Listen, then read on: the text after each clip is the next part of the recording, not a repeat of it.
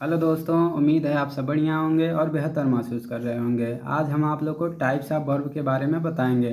तो इसके पहले वाली वीडियो में हमने वर्ब और इसके टाइप्स को बताया था, जिसको विस्तार पूर्वक इन सभी को समझाया था। आज हम इन सभी का डिफिनीशन देंगे और एग्जाम्पल पूर्वक समझेंगे कि finite verb, non finite verb और मेन वर्ब, ऑक्सिलरी वर्ब और एक्शन के आधार पे, निर्माण के आधार पे क्या क्या होते हैं। तो आइए देखते हैं। सबसे पहले हम फाइनाइट वर्ब को कि फाइनाइट वर्ब होता क्या है, ठीक है ना। तो कह रहा फाइनाइट वर्ब क्या होता है। तो वे क्रियाएं जो अपने सब्जेक्ट के नंबर और टेंस के अनुसार परिवर्तित होती हैं फाइनाइट वर्ब कहलाती हैं, ठीक है। कहने का मतलब ये है, वे वर्ब यानी क्रियाएं जो अपने सब्जेक्ट के नंबर और टेंस के अनुसार परिवर्तित होती हैं, ठीक है ना, फाइनाइट वर्ब कहलाती हैं। कहने का मतलब ये है, अगर सब्जेक्ट है यहाँ सिंगुलर है तो वर्ब भी सिंगुलर होना चाहिए। अगर सब्जेक्ट प्लूरल होगा तो वर्ब भी क्या होगा, प्लूरल होना चाहिए, ठीक है ना। और जिस टेंस में है वो भी उसी टेंस में होना चाहिए। जैसे यहाँ दिया है सी हमारा सिंगुलर है तो सी के साथ वर्ब कैसा होना चाहिए, सिंगुलर होना चाहिए। तो सी राइट्स एन इज, इससे, ठीक है ना। यहाँ कर दे राइट ए नावेल, ठीक है ना। तो यहाँ पे क्या है, प्लूरल है, तो यहाँ पे जो है यहाँ भी प्लूरल का प्रयोग हुआ, फाइनाइट वर्ब का था, दे राइट ए नावेल हो जाएगा, ठीक है। सी इज डूइंग माई वर्क, ठीक है ना। तो यहाँ पर जो है सिंगुलर है, तो देखिए वर्ब क्या है, सिंगुलर प्रयोग हुआ है, ठीक है। अब कह रहा he has finished her work, यहाँ भी जो है सिंगुलर वर्ब है, तो यहाँ भी जो है नाउन सिंगुलर था तो वर्ब भी क्या है, सिंगुलर में ही प्रयोग हुआ है। तो फाइनाइट वर्ब का मतलब यही होता है कि यदि वर्ब जो है सब्जेक्ट के नंबर और टेंस के अनुसार परिवर्तित होता है। यानी कि सब्जेक्ट अगर सिंगुलर में है तब वर्ब सिंगुलर में होगा, और सब्जेक्ट अगर प्लूरल में है तो वर्ब किस में होगा, प्लूरल में ही होगा, ठीक है। अब हम देखते हैं फाइनाइट वर्ब में ही मेन वर्ब को। मेन वर्ब क्या होता है, तो वे क्रियाएं जिनमें एक्शन होता है तथा जो टेंस निर्माण में सहायक होती हैं मुख्य क्रिया कहलाती हैं, यानी कि मेन वर्ब कहलाती हैं, ठीक है ना। तो मेन वर्ब में क्या होता है, एक्शन होता है यानी कार्य होता है, ठीक है। और मेन वर्ब जो होता है वह टेंस निर्माण में सहायक होती हैं। कैसे, तो कह रहा origin form of verb, basic form of verb, ठीक है। जो मेन वर्ब होता है इसको निम्नलिखित नाम से भी जाना जाता है, पूछ सकता है एग्जाम में कि मेन वर्ब को क्या कहा जाता है। तो origin form of verb, basic form of verb, dictionary form of verb, action form of verb, plural form of verb and lexical form of verb. इतने नाम हैं जो मेन वर्ब के नाम दिए गए हैं, ठीक है। अब नोट में कह रहा है मेन वर्ब प्लूरल होता है, इनमें यस या यस लगाकर सिंगुलर बनाया जा सकता है, ठीक है। तो जो मेन वर्ब होता है वो हमेशा क्या होता है, प्लूरल ही होता है। इसको सिंगुलर बनाना है तो उसमें यस या यस लगाकर सिंगुलर बनाया जा सकता है, ठीक है। अब अगला कह रहा है ट्रांजिटिव वर्ब। ट्रांजिटिव वर्ब जो होता है उसको सकर्मक क्रिया कहा जाता है, ठीक है, यानी कि जिसमें कर्म होता है, ठीक है। तब कर वे क्रियाएं जिनके एक्शन का प्रभाव ऑब्जेक्ट पर पड़ता है, यानी कि इसमें ऑब्जेक्ट होता है, ठीक है ना। तो वह ट्रांजिटिव वर्ब होता है। इनमें सब्जेक्ट होता है, सब्जेक्ट के बाद वर्ब होता है, वर्ब के बाद ऑब्जेक्ट के रूप में नाउन या प्रोनाउन होता है, ठीक है। जैसे एग्जांपल कर the boy kicks the football, ठीक है, लड़का फुटबॉल खेलता है, ठीक है ना। तो यहाँ पे बॉय जो है सब्जेक्ट है, किक्स जो है वर्ब है, और द फुटबॉल जो है ऑब्जेक्ट है। यानी कि जो ट्रांजिटिव वर्ब होता है ना इसमें ऑब्जेक्ट होगा ही होगा, ठीक है ना। इसका यही नियम है। दूसरा एग्जांपल कह रहा है the children are flying the kite in the sky, बच्चे पतंग उड़ा रहे हैं कहाँ पे, आसमान में, ठीक है ना। तो यहाँ पे देखिए द चिल्ड्रेन सब्जेक्ट हो गया, आर हेल्पिंग वर्ब हो गया, फ्लाइंग जो है मेन वर्ब हो गया, और द काइट जो है ऑब्जेक्ट हो गया। तो जो मेन वर्ब होता है और इसके बाद ऑब्जेक्ट आता है तो वो कौन सा वर्ब होता है, ट्रांजिटिव वर्ब होता है, ठीक है।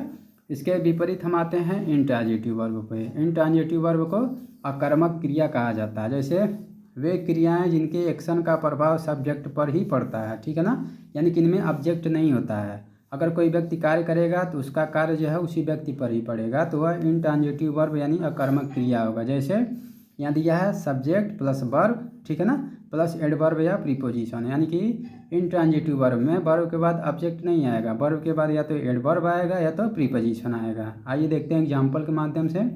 कह रहा द बॉय लाफ्स लाउडली, लड़का जोर से हंसता है, ठीक है।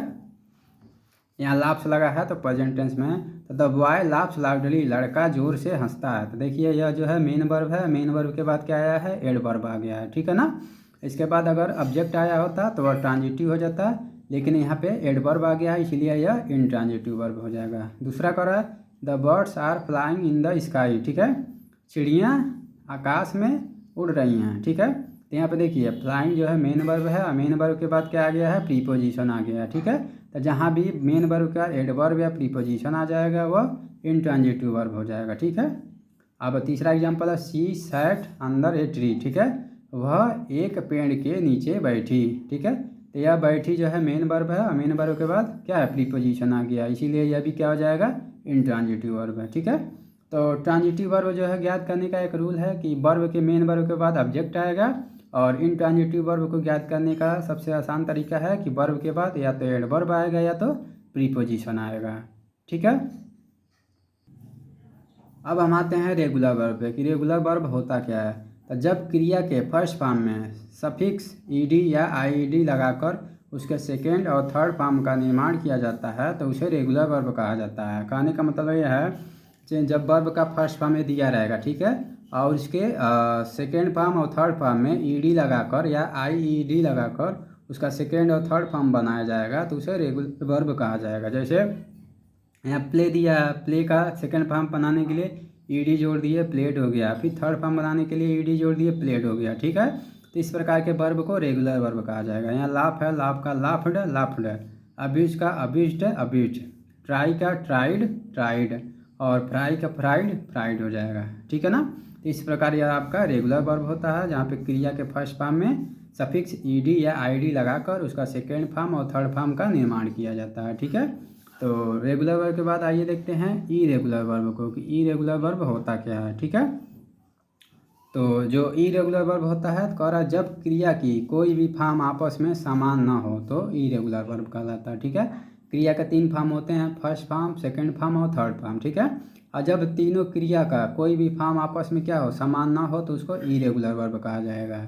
जैसे गो दिया है, गो का सेकंड फॉर्म वेंट और थर्ड फॉर्म गॉन, तो इनमें क्या है, तीनों में क्या डिफरेंस है। ठीक है ना, कोई भी क्रिया समान नहीं है इसीलिए यह इरेगुलर वर्ब हो जाएगा। डू डिड डन हो जाएगा, राइट रोट रिटर्न हो जाएगा, इसीलिए यह तीनों जो है इरेगुलर वर्ब हो जाएगा। ठीक है, अब दूसरा कर रहा है जब क्रिया की कोई भी 2 फॉर्म आपस में समान हो जाए। ठीक है, जब क्रिया की 3 फॉर्म होती हैं, फर्स्ट सेकेंड थर्ड, और जब उसके 2 फॉर्म आपस में समान हो जाएं तब भी यह क्या होगा, इरेगुलर ही होगा। जैसे come came come, run ran run, bring brought brought, buy bought bought. ठीक है ना, तो इस प्रकार के जो वर्ब होते हैं वो भी क्या होते हैं, इरेगुलर ही होते हैं। ठीक है, अब देखें हैं तीसरा, जब क्रिया की तीनों फॉर्म समान हो, जब क्रिया की तीनों फॉर्म समान हो तो क्या कहेंगे, यह भी इरेगुलर ही होगा। जैसे read read read, cut cut cut, put put put, सट सट सट। ठीक है ना, तो इरेगुलर वर्ब के 3 फॉर्म बताए हैं। पहला, जब क्रिया की कोई भी फॉर्म आपस में